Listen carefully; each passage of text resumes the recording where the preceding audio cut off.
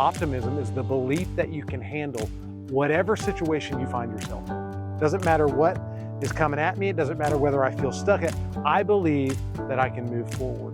And if you're ready to engage optimism instead of learned helplessness, you've got to focus on the battleground of your mind. And it's you and me, babe, whatever comes. Knowing bigger hands are holding us, and the greatest days are ahead of us. Growing in love, learning to be a better us. Hi there, so glad you joined us for A Better Us. Welcome to our home. Do you ever feel like there are experiences from your past, even from your childhood, that might be holding you back from truly thriving in your marriage? Coming up, we go on the beach with Dr. Mike as he uses a unique story to illustrate some possibilities that we may not have considered before, things that might be holding your relationship hostage. Also coming up, Dr. Harrison Mungal has his own unique illustration that he calls the Tree of Affirmation. And that one might just grow on you. Of course, we'll be cooking up some good conversations with our kitchen couples as we dig a little deeper and share some personal illustrations of our own. All that and more coming up, so stay with us.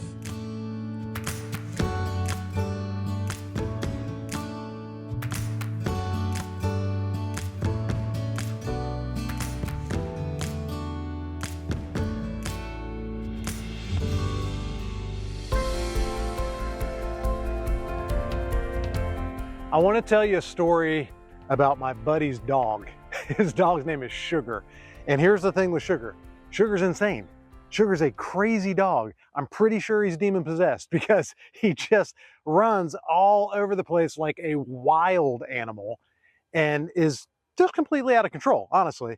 And so I go over to my buddy's house the other day and I'm walking in the door. I'm absolutely expecting to be attacked by the dog, and the dog is just completely still. I don't even know what's going on. I look at my buddy. I'm like, Jason, what's wrong with Sugar? Is he medicated? Did you take him to the doggy psychologist? Like, something has happened to your dog. He's like, oh no, I've got his leash under a kitchen chair. It's a little purple chair.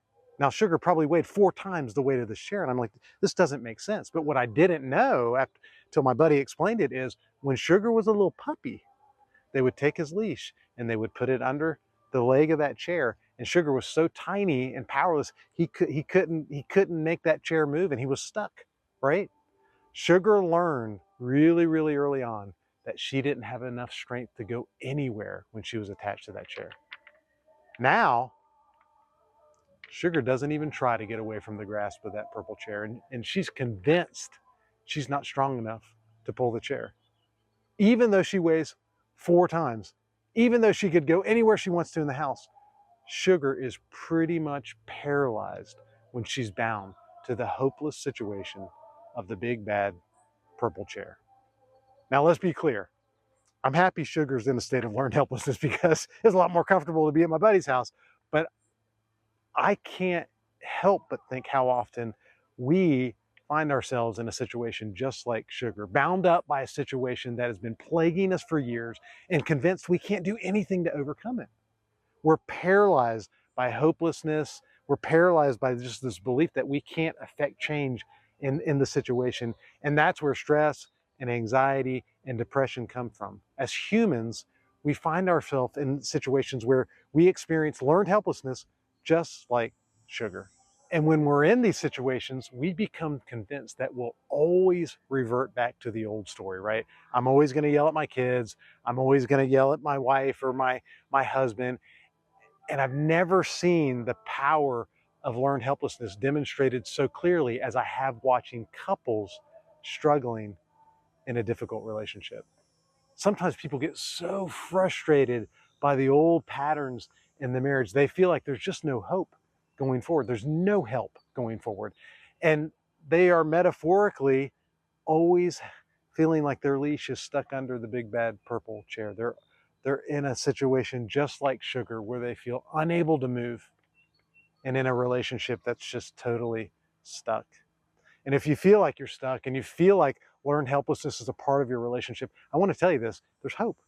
There's hope here. Researchers have found that about 1/3 of people who encountered like a noise or a shock or some uncomfortable thing in the experimental room, they don't descend into learned helplessness. These people are different. They recover, they experience growth even after the negative experience.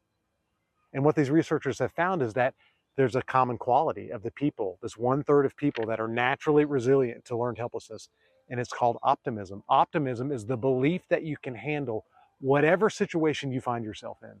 Doesn't matter what is coming at me, it doesn't matter whether I feel stuck. I believe that I can move forward. And if you're ready to engage optimism instead of learned helplessness, you've got to focus on the battleground of your mind. You've got to monitor the negative thoughts, the ones that tell you your relationship will never get better. He will always act like that. She will always be cold and indifferent. He will always not be interested in doing anything around the house. And here's the thing. You've got to challenge those thoughts. You can't let them sit in your mind and focus on them. You've got to allow yourself to just go full force into this one belief that says, God is stronger. He's bigger. The God that's in me, greater is he than he who's in the world. God spoke the world into existence. He's got my marriage. And even if in the past you failed at confronting the situation in your marriage, you've got to believe that you have the ability to respond to these setbacks. So if you're living in learned helplessness and you feel just like Sugar, just focus on the reality. There's a God that's bigger than me, who's not surprised by anything I'm going through, and he has a plan to redeem my marriage. All right, we are in the kitchen once again with our kitchen couples. We have Eric and Kara and Mike and Diane. It's always good stuff with Dr. Mike, isn't it? On the beach. And so I love the story about sugar. What a great illustration, eh? Sugar. You know, showing how we can get kind of paralyzed by our past, creating feelings of these helplessness and hopelessness. But it doesn't have to be that. And Dr. Mike gives us a glimmer of hope there for anyone who might be stuck in a situation like that. What do you guys think? For me, it made me think about our faith, right? Because I think when our faith comes in, faith is knowing not what the future holds, but knowing who holds our future, right? And so I thought that was a very cool way to look at it, right? Because sometimes we just get so paralyzed at just being stuck and feeling helpless. But if we keep our focus on God, you know, who holds our future, that's all we need to worry about, because he is in control of all things. Good. Some of the sayings that you remember from old, mind over matter. So I don't mind, so it really don't matter. So you know, when we thinking about this and how you process, for me, one of the things that, you know, I used to kind of think of when I was, you know, kind of in a situation, that there's nothing that God and I together cannot do, right? And so if it doesn't get done, it wasn't supposed to be, right?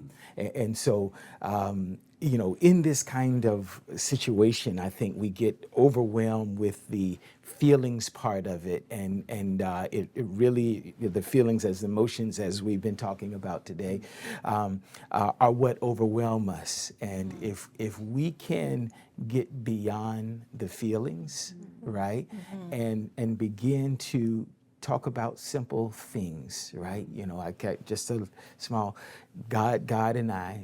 There's nothing that we can't do together, right? If we're together, and again, as we talked about a little bit earlier, simplifying things, right? And so, if we can pull back, right, and get through the day, right, and make it to the next day, and then the next day, if I can be a little bit more positive today than I was yesterday, right? If I can help somebody else, right, it also then influences me. It makes me feel, when I am helping someone else, right, it makes me feel better, right? And then if you can get to the movement of actually helping your spouse or working alongside of your spouse and having those goals, that's what's, I think, I love that, Mike, because so often, like what you said, our feelings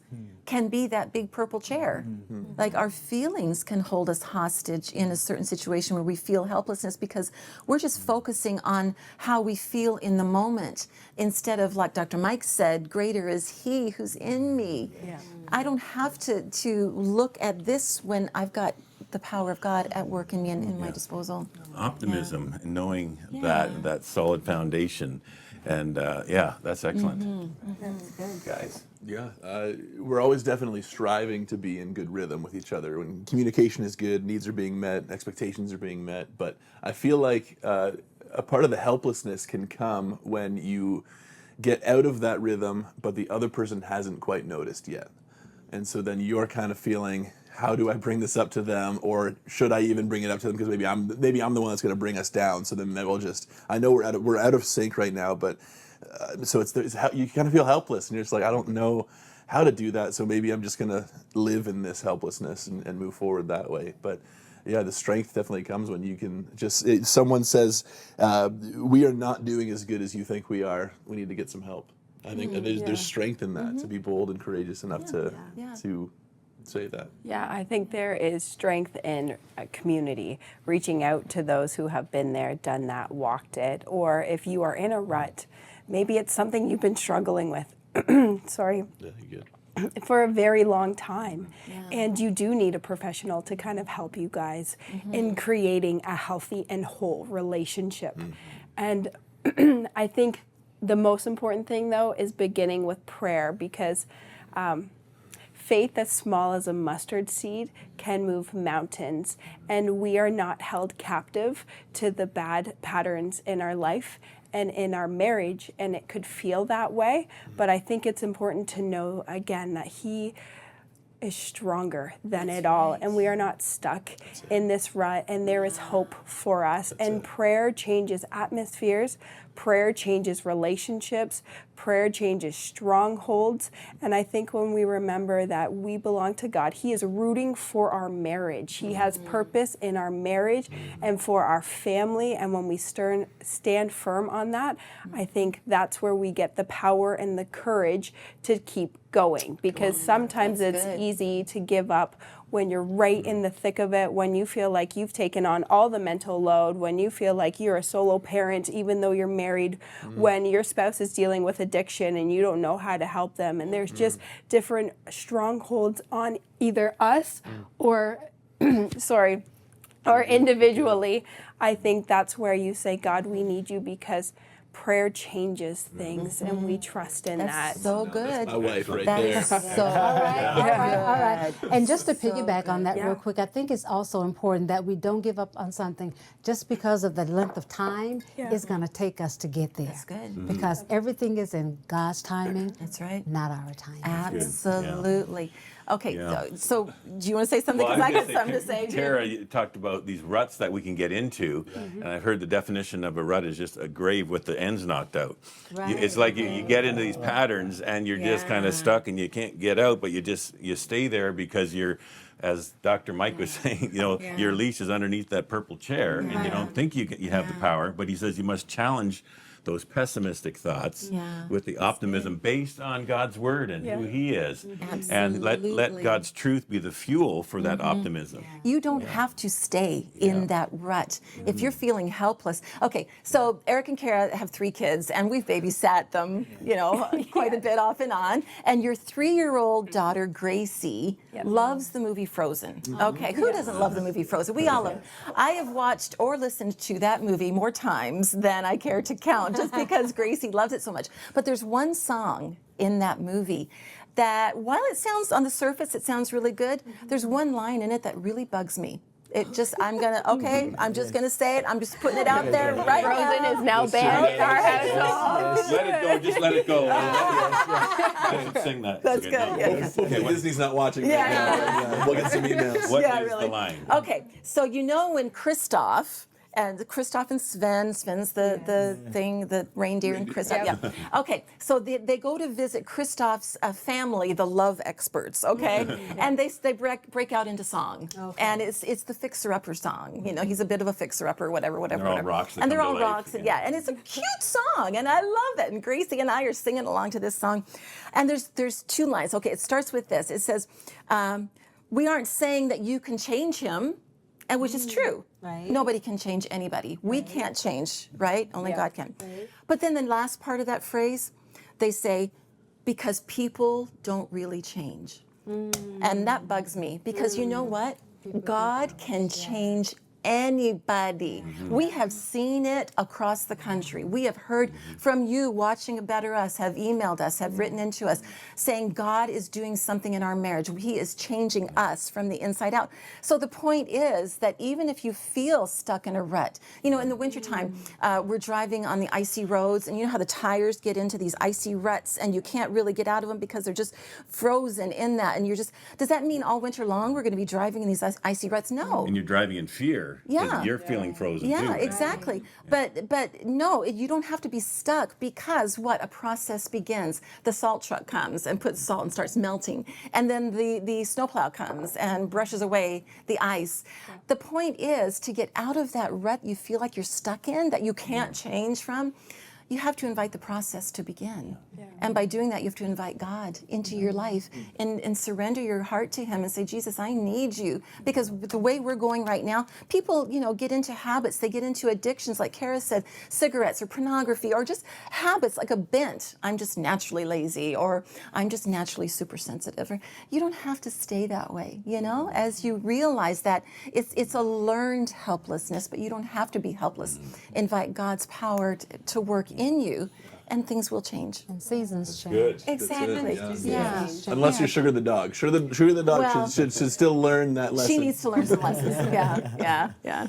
That's good. There's always hope, as we usually end each program in the wrap of the of our program. With God, there's always hope to become a better us. So it's been a great discussion, guys. Thanks, guys. Awesome. All right. But don't you go anywhere, because there is more Better Us to come.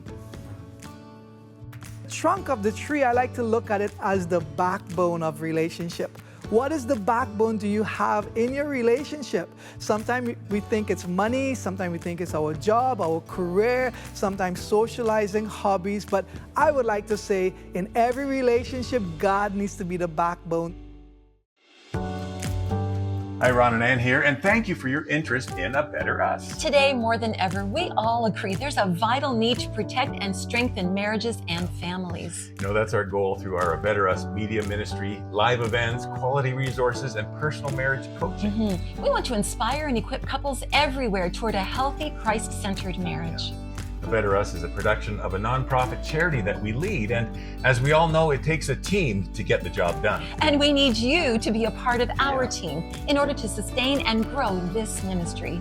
The best way you can help us is by joining our monthly partnership program. $35 a month will make a big difference in providing hope for many marriages. Simply visit abetterus.tv today and click donate. Yeah. And when you sign up monthly, we'll send you 2 of our A Better Us coffee mugs to say thanks. Most of all, you'll have the satisfaction of knowing that your investment is strengthening marriages and families around the world. Thank you so much.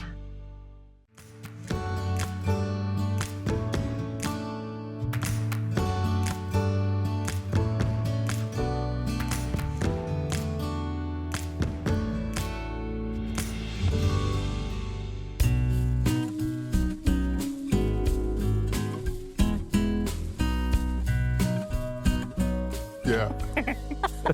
I'm doing something right.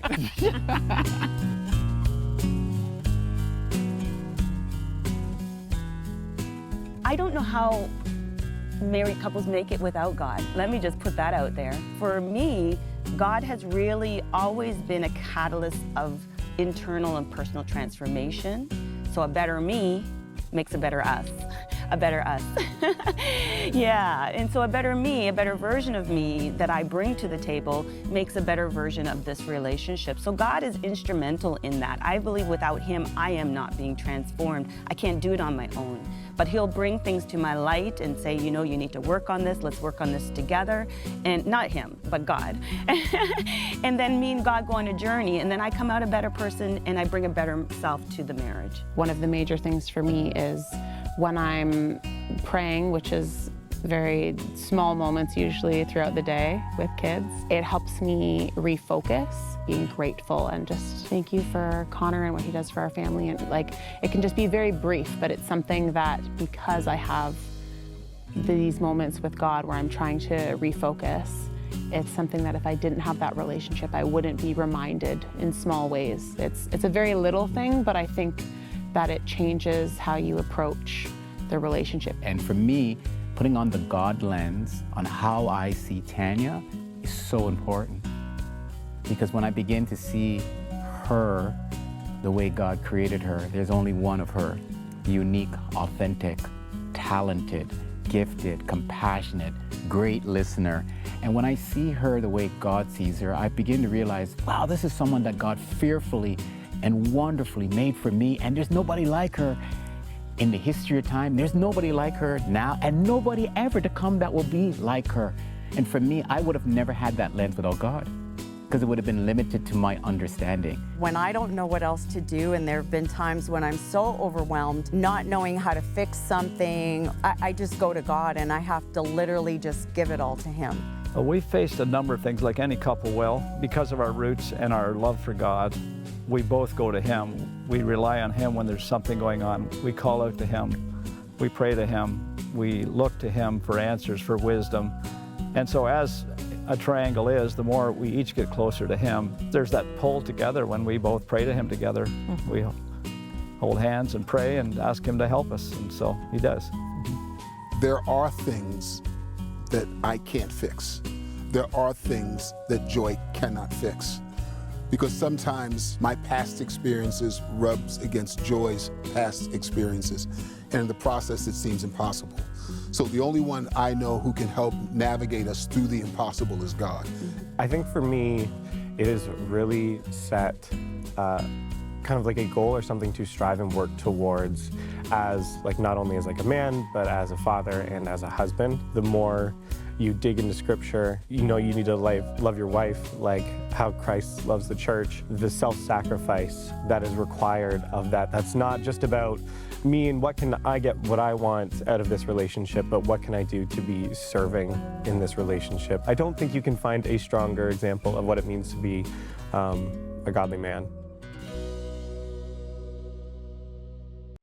Stay connected with us online. Visit abetterus.tv to watch full episodes, find marriage resources, and subscribe free to your weekly Marriage Moment emails.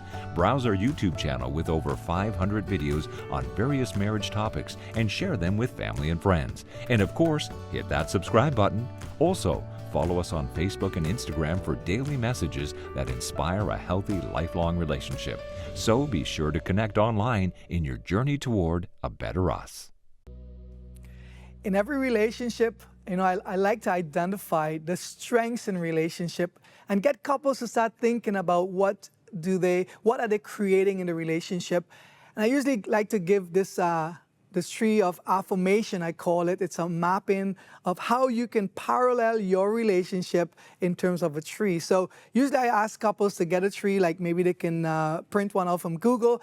And I ask them to start looking at the roots that are being created in your relationship. What roots are those roots? Are they strong roots? Are they roots that have depths in it? Whether they're roots of like some of the traditions, some of the cultures, some of the values that you're creating in the relationship. So you're actually working towards establishing something for the future. And I think sometimes when couples don't have strong roots and the wind of life comes, the tree just breaks apart, and you start thinking of divorce or separation or kind of like moving. I have couples who live like roommates where they live and sleep in separate rooms. And I says, no, that's not God's intention for your life. God's intention is that let's get back into the roots, create some strong roots.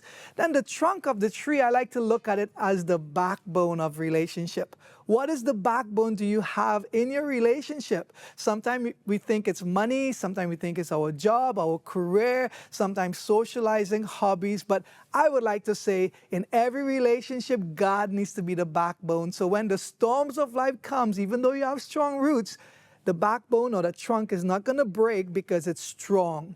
Then I want you to think about the branches. The branches are very important because they are affirmations in terms of the qualities you produce in a relationship. So if I were to interview your family, your friends, or loved ones, maybe your colleagues, what kind of qualities would they tell me that you're producing as a couple in terms of relationship? Are you portraying that you're very kind with one another? Are you very generous? Are you very loving? Are you someone who is really... you know, when you look at other people, you want to create this blueprint so others can say, wow, this is what healthy relationship is all about. For some of you, I would say like Google. Google has a lot of positive affirmations. You can just get some of those and say, yeah, you know what? Maybe I need to work on this. I need to work on that. I need to work on the other. And you start creating some positive affirmations that you when you look at yourself, you can say, wow, look where we were and look where we are, because we have become intentional in making sure we're creating positive affirmations. And the last part of the tree is the leaves. The leaves, I call them time plots. Time plots are the things that you have been through sometimes in the earlier stage of marriage. You know, all different time plots in the marriage. We make decisions, we make mistakes, and sometimes we hold it against each other. Well, time plots is saying it's time to get rid of that leaf where it has no more value to our present life. So things that maybe you made wrong choices before the marriage or during the marriage, the earlier stage of the marriage, you need to come to a place where you can say, I have dealt with this, and this leaf has no more value. It's like going to shrivel up and it's just going to die, because the goal is to have a healthy tree that is established and making sure you have the roots, the backbone, which is the trunk, the branches, and getting rid of those dry leaves.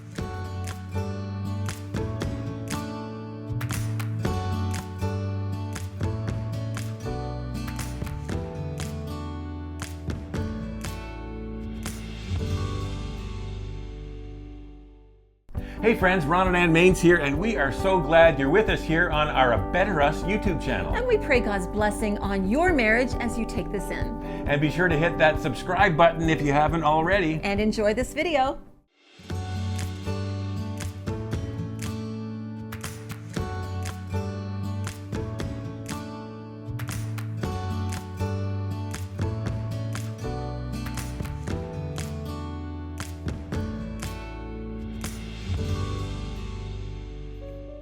Thanks for spending some time with us today here in our home as we all work on becoming a better us.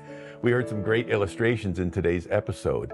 Dr. Harrison Mungal talked about our marriage relationship as a tree of affirmation. And when he got to the trunk, he made the point that God needs to be that strong backbone in our life. Also, Dr. Mike used the story of Sugar the dog, concluding that we don't have to live our lives in a kind of paralysis from our past with a hopeless mindset. Right.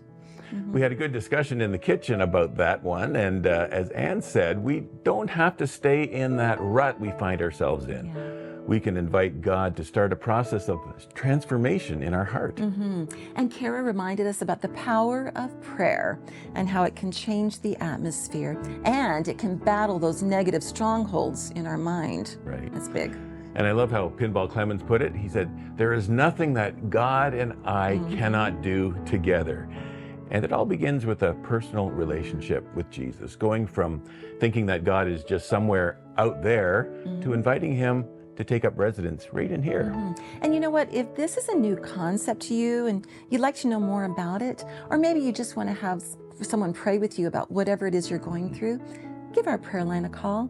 The number is on the screen. Also be sure to look for our online resources to help strengthen your relationship with God and with each other.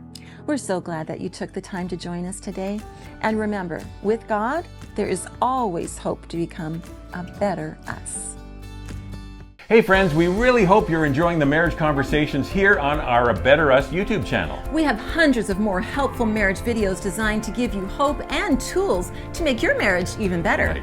And you can see just a few options we think you might like here and here.